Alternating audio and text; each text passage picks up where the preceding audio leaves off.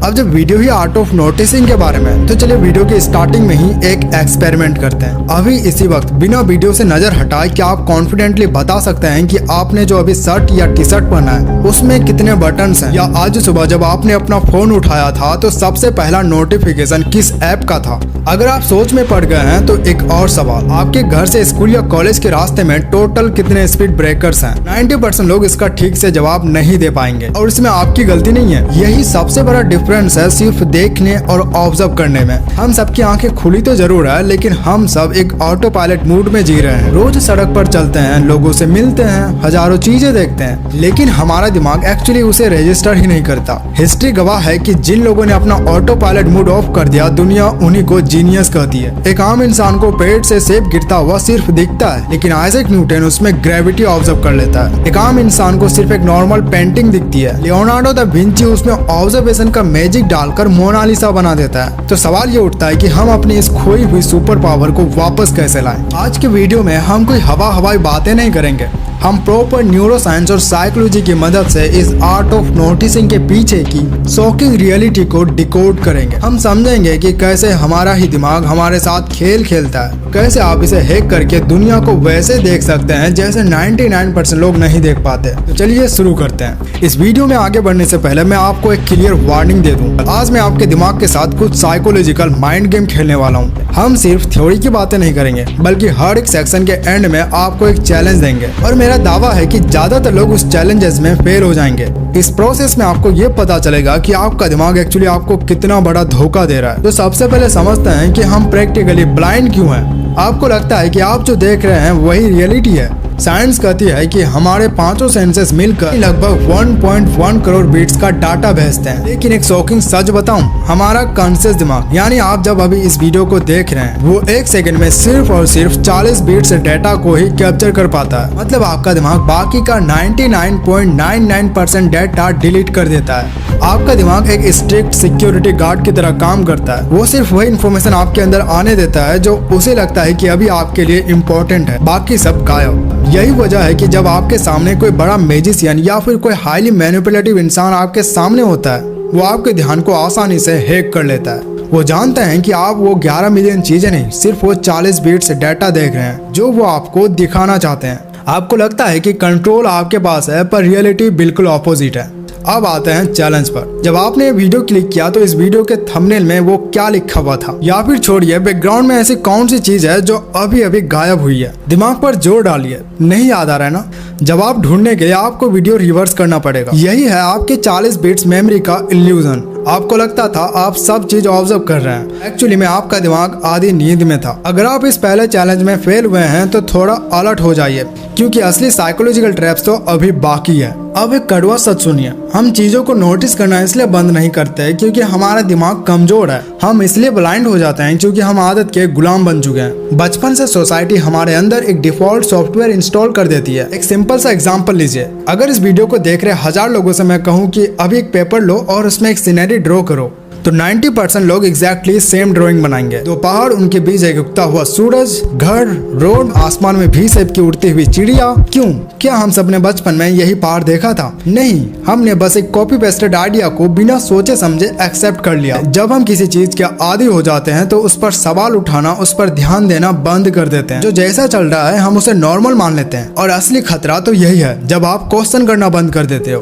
क्योंकि जब आप ऐसा करते हो तो आपको बेवकूफ बनाना और मैनिपुलेट करना सबसे आसान होता है। सोसाइटीज, बड़ी बड़ी कंपनियां और ये सिस्टम आपसे यही चाहती है कि आप डिफॉल्ट मूड में सोते रहो, ताकि आप उनके बनाए हुए ट्रैप्स को नोटिस ही ना कर पाओ। चलिए चेक करते हैं कि आपका डिफॉल्ट मूड कितना स्ट्रॉन्ग है। अभी आपके स्क्रीन पर 3 सेकंड के लिए एक सिंपल सा सेंटेंस आएगा, आपको बस उसे जोर से पढ़ना है। रेडी? क्या पढ़ा आपने?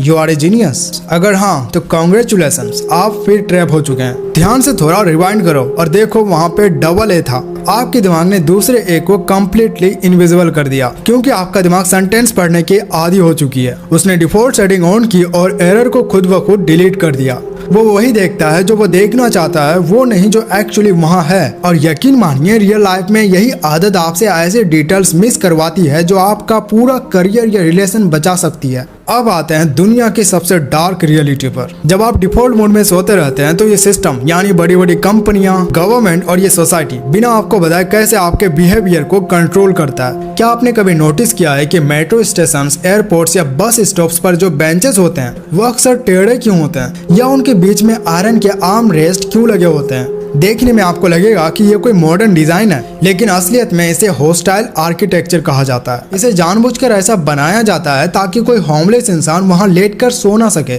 जब आप मॉल में या कहीं भी एस्केलेटर में चढ़े होंगे यानी चलने वाली सीढ़ियों में चढ़े होंगे तो उसका हैंडल यानी जिसे आप पकड़ते हैं वो हमेशा सीढ़ियों से ज्यादा स्पीड में चलता है। कभी ऑब्जर्व करना ये कोई इंजीनियरिंग मिस्टेक नहीं है, ये इसलिए किया जाता है ताकि आपका बॉडी वेट हमेशा आगे की तरफ रहे और आप अनकॉन्शियसली जल्दी आगे बढ़े ताकि मॉल में भीड़ जमा ना हो। चलिए देखते हैं कि क्या आप इन्फॉर्मेशन को फालतू डिस्ट्रैक्शन से अलग कर पाते हैं कि नहीं। सोचो तुम एक पैसेंजर प्लेन उड़ा रहे हो जिसमें 20 लोग बैठे हुए हैं। अचानक प्लेन के एक इंजन में आग लग जाती है। प्लेन में सिर्फ 12 पैराशूट्स हैं, जिनमें से 6 लोग पैराशूट्स बांधकर कूद जाते हैं और 2 पैराशूट्स हवा में बाहर निकलकर उड़ जाता है। अब प्लेन में 4 पैराशूट्स हैं और 14 लोग बचे हुए हैं। तो अब जल्दी से बताओ पायलट की एज कितनी होगी।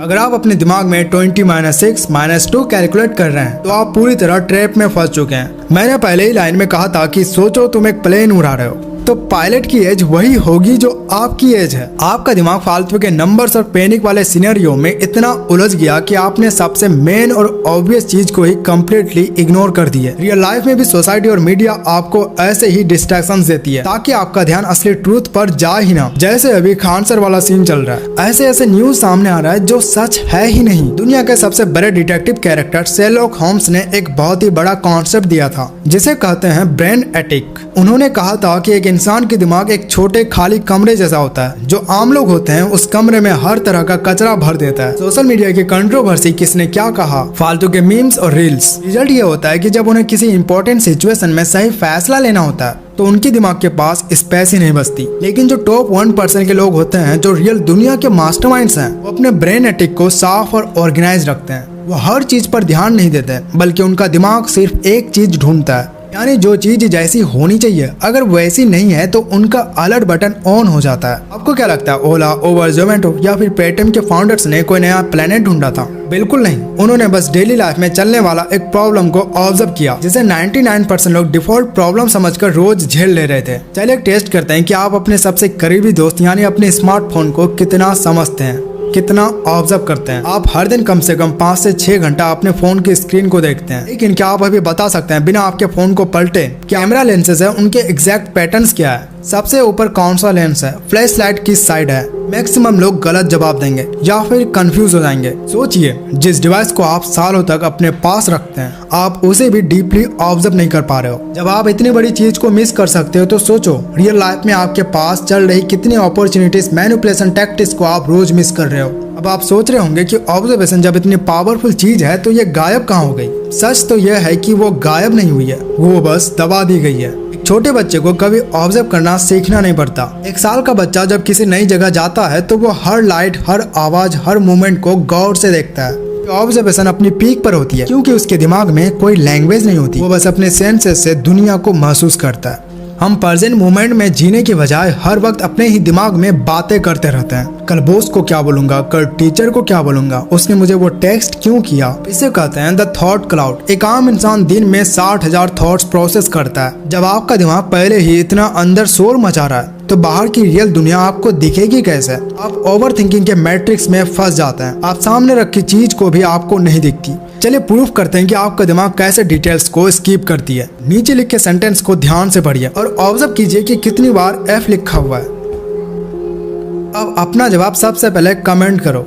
अगर आपका जवाब 3 या 4 है तो आप फिर से हार चुके हो। इस सेंटेंस में टोटल 6 बार एफ है। आपका दिमाग फिनिश्ड, फाइल्स और साइंटिफिक का एफ तो पढ़ लिया लेकिन वो ऑफ वर्ड का एफ को कम्प्लीटली इग्नोर कर दिया क्योंकि आपका दिमाग साउंड्स की बेसिस पर पढ़ता है और ऑफ का साउंड भी जैसा होता है, इसलिए आपका दिमाग इस माइनर डिटेल को ट्रेस में डाल देता है। यही है आपका ओवर स्मार्ट थॉट क्लाउड जो आपके अंदर बन रहा है। अब आते हैं सबसे मेन पॉइंट पर, इस मैट्रिक्स से बाहर कैसे निकले, टॉप 1% ऑब्जर्वर और मास्टरमाइंड कैसे बने। अपने सोए हुए दिमाग को जगाने के लिए इन 3 प्रैक्टिकल रूल्स को अप्लाई करना होगा। Rule number 1, the sensory reset. जब भी आपको लगे कि आप ओवरथिंक कर रहे हो, अपने दिमाग का पॉज बटन दबाइए, अपने आसपास देखिए और मेंटली 5 ऐसे चीजों का नाम लीजिए जो आप देख सकते हैं, 3 आवाजें जो आप सुन सकते हैं और एक ऐसी चीज जिसे आप अभी टच कर सकते हैं। सिंपल चीज आपके दिमाग के सॉफ्टवेयर को फोकस करके पास्ट फ्यूचर से निकाल कर तुरंत प्रेजेंट में ले आता है। रूल नंबर 2, गलती ढूंढो। आम लोग सब कुछ देखने की कोशिश करते हैं, इसलिए वो कुछ नहीं देख पाते। मास्टरमाइंड सब कुछ नहीं देखता, वो सिर्फ एनोमेली यानी जो चीज जैसी होनी चाहिए वैसी नहीं है को ढूंढता है। किसी से बात करते हुए उसके शब्दों पर नहीं, उसके माइक्रो एक्सप्रेशंस पर ध्यान दीजिए। बात तो ये खुशी की कर रहा है, पर इसके हाथ की मुट्ठी टाइट क्यों है? यहाँ पर आपको असली सच मिलेगा। Rule number 2, memory palace. Observation useless है अगर आप उसे याद नहीं रख सके। आपको 5 इंपॉर्टेंट डिटेल्स याद रखनी है तो उनकी अपने दिमाग में एक अजीब सी कहानी बना लीजिए जिसे आपने अपने ही घर से लिंक किया हो। अब तक जो हमने चैलेंज किया था वो स्क्रीन के बेसिस में था, लेकिन इस बार चैलेंज स्क्रीन के बाहर है। अभी इसी वक्त अपनी आंखें बंद कीजिए और सोचो कि आपके लेफ्ट साइड ऐसी क्या चीज रखी हुई है और इस पूरे कमरे में एक ऐसी कौन सी आवाज है, जैसे फैन, AC या दूर से आती हुई ट्रैफिक या घड़ी की टिक टिक, जिसे आप पिछले 10 मिनट से बिल्कुल इग्नोर कर रहे थे, लेकिन मेरे बोलते ही वो आवाज अचानक से लाउड हो गई। महसूस हुआ यह आवाज पहले भी वही थी। तो इस वीडियो का अगर पार्ट 2 चाहिए तो कमेंट्स में पार्ट 2 जरूर लिख देना। और ऐसे वीडियोस के लिए चैनल को सब्सक्राइब जरूर करना और अपने दोस्तों के साथ शेयर जरूर करना। Thanks for watching.